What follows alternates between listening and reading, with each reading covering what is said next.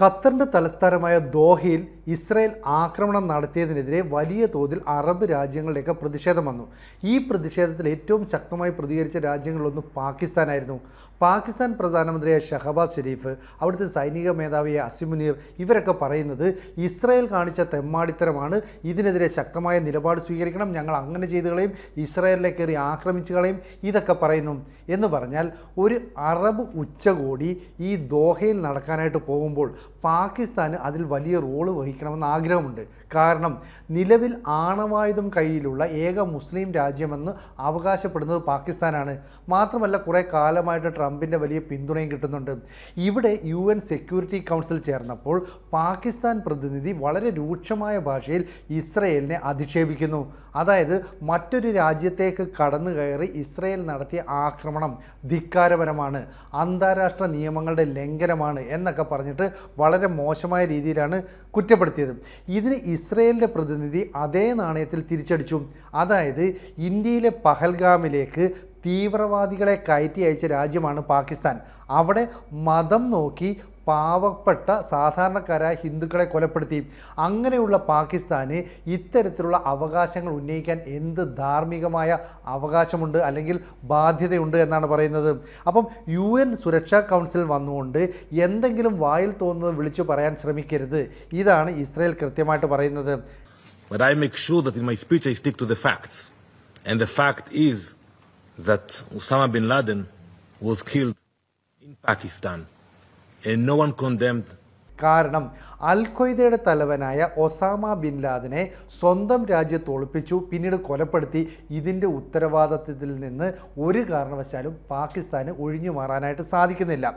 UN Israel പ്രതിനിധിയായിട്ടുള്ള Dani ഡാനോൻ ഇക്കാര്യങ്ങളൊക്കെ തന്നെ പാകിസ്ഥാൻ പ്രതിനിധിയായ അസീം ഇഫ്തിഖർ അഹമ്മദിൻ്റെ മുഖത്തേക്ക് നോക്കി ചോദിക്കുന്നു, കൈവിരൽ ചൂണ്ടി ചോദിക്കുന്നു. അങ്ങനെ ഒരു പ്രക്ഷുബ്ധമായ അന്തരീക്ഷം സൃഷ്ടിക്കാനാണ് ശ്രമിച്ചത്. മാത്രമല്ല ഉന്നയിക്കപ്പെട്ട ഒരു ക്വസ്റ്റ്യൻ എന്ന് പറയുന്നത് ഈ ബിൻ ലാദൻ കൊല്ലപ്പെട്ടപ്പോൾ എന്തുകൊണ്ട് ഒരു തീവ്രവാദിക്ക് പാകിസ്ഥാൻ അഭയം നൽകി? ഇതായിരുന്നു പ്രധാനപ്പെട്ട ഒരു ചോദ്യം. അല്ലാതെ ഏതെങ്കിലും ഒരു വിദേശ മണ്ണിൽ ഒരു തീവ്രവാദിയെ എന്തിന് ലക്ഷ്യമിടുന്നു എന്ന് അന്ന് ഒരു രാജ്യവും ചോദിച്ചില്ല. അന്ന് ഒസാമ ബിൻ ലാദനെതിരെ അമേരിക്ക എന്ത് നിലപാട് സ്വീകരിച്ചോ അത് തന്നെയാണ് ഹമാസ് ഭീകരവാദികളുടെ നേതൃത്വത്തിനെതിരെ ഇസ്രായേലും സ്വീകരിച്ചത്. അല്ലാതെ മറ്റൊരു രാജ്യത്തെ എന്തിനു ലക്ഷ്യമിടുന്നതെന്നല്ല. അൽ ഖ്വയ്ദ നേതാവായ ഒസാമ ബിൻ ലാദനെ എന്തുകൊണ്ട് ലക്ഷ്യമിട്ടു എന്നതിന് സമാനമായ രീതി തന്നെയാണ് ഹമാസിനെതിരെയും ഞങ്ങൾ നീക്കം നടത്തിയതെന്ന് പറയുന്നു. അപ്പോൾ ഇവിടെ ബിൻ ലാദൻ പാകിസ്ഥാനിൽ കൊല്ലപ്പെടുന്നു. US അന്ന് ആരും അപലപിച്ചില്ല. ഇവിടെയും ഇസ്രയേലിൽ പ്രശ്നങ്ങൾ സൃഷ്ടിക്കുന്ന ഹമാസിൻ്റെ ഭീകരവാദികളെ ഖത്തറിൽ ഒളിപ്പിച്ചു വെക്കുന്നു. ഈ ഖത്തറിലെ ദോഹയിൽ ഒരു കെട്ടിടത്തിലേക്ക് ആക്രമണം നടത്തിയപ്പോൾ മാത്രം വലിയ പുകഴുമായിട്ട് വരുന്ന എന്തിനാണ്? അപ്പോൾ ഇത്തരത്തിലുള്ള നീക്കം പാകിസ്ഥാൻ നടത്തിയാൽ ഇസ്രായേൽ ശക്തമായിട്ട് പറയുന്നു. കാരണം ഇന്ത്യയിലെ പഹൽഗാമിൽ ഈ പാകിസ്ഥാൻ ആക്രമണം നടത്തിയത് അന്ന് പാകിസ്ഥാൻ്റെ ഭീകര കേന്ദ്രങ്ങളെ, അവരുടെ തീവ്രവാദ പരിശീലന കേന്ദ്രങ്ങളെയൊക്കെ ഇന്ത്യ ശക്തമായിട്ട് ആക്രമിച്ചിരുന്നു. ഇനി ഇത്തരത്തിലൊരു ആക്രമണം ഉണ്ടായാൽ, അതായത് ലോകത്ത് ഭീകരവാദികൾ തീവ്രവാദികളൊക്കെ എവിടെ ഉണ്ടായാലും അവരെ ഞങ്ങൾ ആക്രമിച്ച് തീർക്കുമെന്ന് ഒരിക്കൽ അമേരിക്ക പറഞ്ഞതാണ്. നമുക്കറിയാം 9/11 ആക്രമണത്തിന് ശേഷം ഒരു രാജ്യവും ഭീകരവാദികളെ അല്ലെങ്കിൽ തീവ്രവാദികളെ സംരക്ഷിക്കരുത് എന്ന് UN സെക്യൂരിറ്റി കൗൺസിൽ തന്നെ പ്രമേയം പാസ്സാക്കിയതാണ്. ആർക്കും ഒരു സഹായവും ചെയ്യരുതെന്ന് പറഞ്ഞു.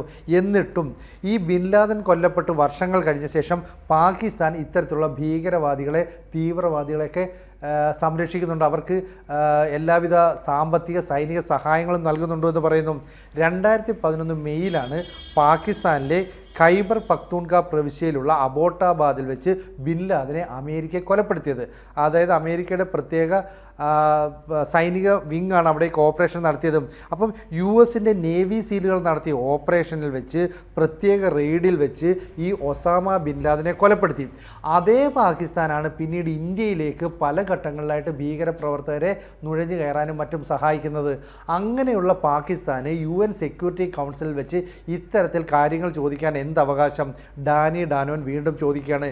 എന്നിട്ട് പറയുകയാണ്, ഇനി ഇത്തരത്തിലുള്ള ഭീകരവാദ പ്രവർത്തനങ്ങളെയൊക്കെ കയറ്റി അയച്ചാൽ ആ രാജ്യത്തിനെതിരെ ശക്തമായ നിലപാട് സ്വീകരിക്കും. അപ്പോൾ ഇന്ത്യൻ പ്രധാനമന്ത്രി നരേന്ദ്രമോദി പറഞ്ഞതുമായിട്ട് ഇതിനെ കണക്ട് ചെയ്യണം.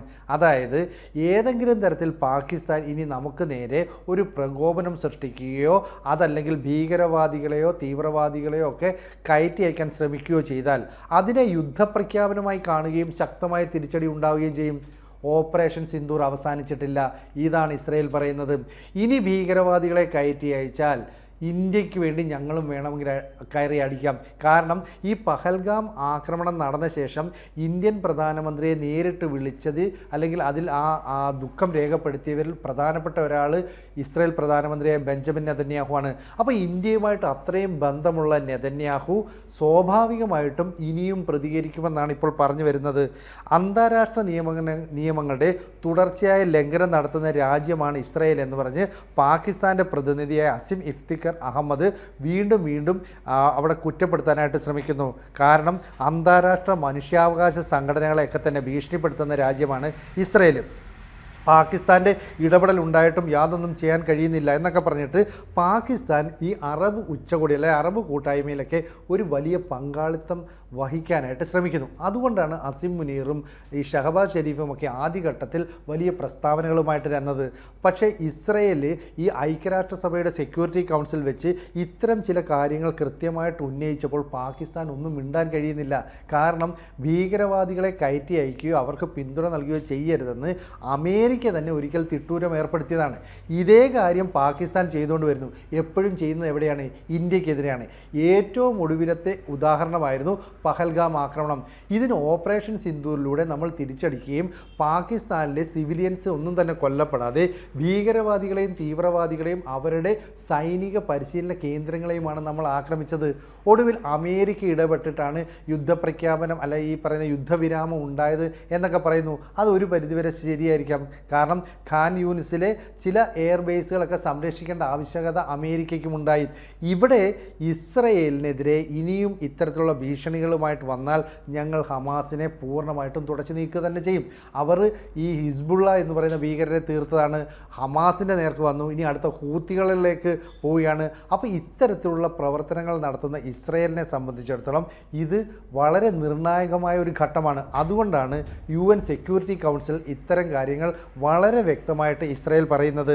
അപ്പം ഇസ്രയേലിന് മേൽ ഭീകരത അടിച്ചേൽപ്പിക്കാനായിട്ട് വരികയാണെങ്കിൽ അന്താരാഷ്ട്ര നിയമങ്ങളൊക്കെ ലംഘിച്ചുകൊണ്ട് ഇത്തരം പ്രവർത്തനങ്ങൾ നടത്തുകയാണെങ്കിൽ ശക്തമായ നിലപാട് സ്വീകരിക്കും എന്നാണ് ഇസ്രയേൽ പറഞ്ഞു വെക്കുന്നത്. അപ്പോൾ UN സെക്യൂരിറ്റി കൗൺസിലിൻ്റെ പവിത്രതയെ കളങ്കപ്പെടുത്തുന്നതാണ് ഇസ്രയേൽ എന്നൊക്കെ പറഞ്ഞപ്പോൾ ഡാനി ഡാനോൻ പറയുന്നു, ഏതെങ്കിലും രാജ്യത്തിന് മേൽ നിങ്ങൾ ഇനിയും ഭീകരതയുമായിട്ട് വന്നു കഴിഞ്ഞാൽ ഞങ്ങൾ ആ രീതിയിൽ പ്രതികരിക്കും, ശക്തമായി പ്രതികരിക്കും എന്ന് പറഞ്ഞാൽ അതിൻ്റെ അർത്ഥം ഇന്ത്യക്കെതിരെ ഇനി ഒരു ഭീകരപ്രവർത്തനവുമായിട്ട് പാകിസ്ഥാൻ വരികയാണെങ്കിൽ ഈ ഒരൊറ്റ പ്രശ്നം കൊണ്ട് ഇസ്രയേൽ ശക്തമായിട്ട് തിരിച്ചടിക്കും എന്ന് പറഞ്ഞാൽ ഇസ്രയേലിൻ്റെ ഭാഗത്തു നിന്നും ആക്രമണം ഉണ്ടാകാം എന്നാണ് ഇവിടെ സൂചിപ്പിക്കുന്നത്.